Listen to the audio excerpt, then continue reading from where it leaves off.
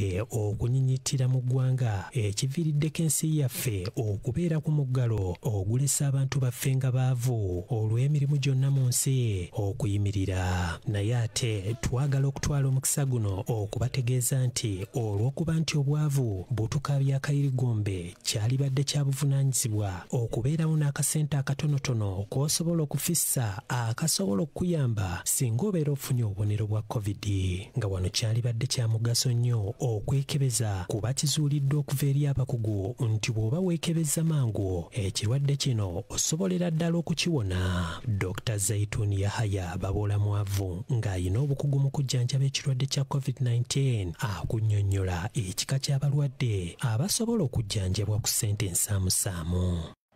Naye ng'omuntu bw'afuna COVID nga tannabagenda mu mbeera eri embi ennyo ennyo, n'emitwalo 5 mingi okujjanjaba COVID 5 nti gumu 2 3 4 5, kubanga omuntu eyakafuna COVID nga bakamuzuula omuwa eddagala lya mitwalo 2 nze ndibawa wali ewange mitwalo 2 mitwalo 3 oli n'agenda n'amira n'atereera. So buli afuna COVID tolowooleza mu bukadde bwa ssente.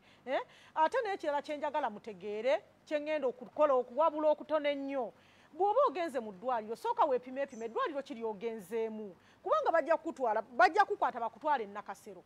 Nakasero okimanyi nti bw'oyingira ogenda kufuluma ng'osasudde bakusaba miliyoni oba 10 oveeyo ng'otaaja.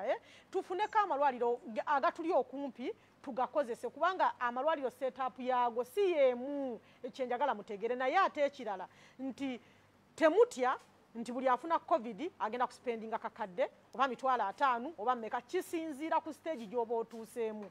Naye ate kino tekyandibadde nno bwekitinze, kino ngenda kitwala eri kampiseewo nga bwenfunye chansi nkitwale ku gavumenti. Gavumenti yaffe ennungi, ebintu bye tujjanja bisandoza bye tubigula mu manyiyo, tubeegayiridde mugende mwogerezeganye n'abamafamasi abatuguza ebintu basobole obutaduumula nnyo bisale bye batugulizaamu bintu abantu baffe basobole okufuna obujjanjabi. Sinakindi mututeerewo nga zi oxygeni bwe tuzijja nga gavumenti, mutunuulire biru z'amasannyalaze ez'amalwaliro g'obwannannyini. Oli ne bw'anaabeera bubi tagenda kusasula bukadde bwa ssente singa tuba tuyambiddwa ku gavumenti nga tukwataganye n'amalwaliro g'obwannannyini ne tusobola okulaba nti tusaze tutya entotto okuyamba munnansi okulaba nti tebakunkumukanga binyeebwa.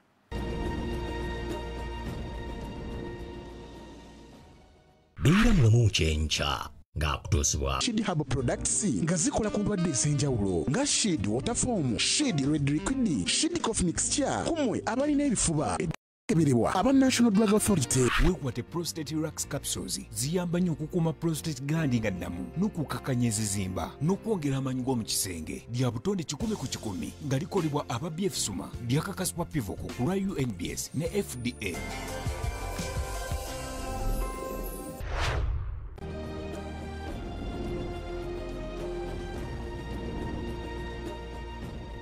Amakyama alungi munaffe ekyenkya tubeera tutuuse era agafa ku bidduka Douglas Kasozi nga bulijjo we tuba tutuukidde.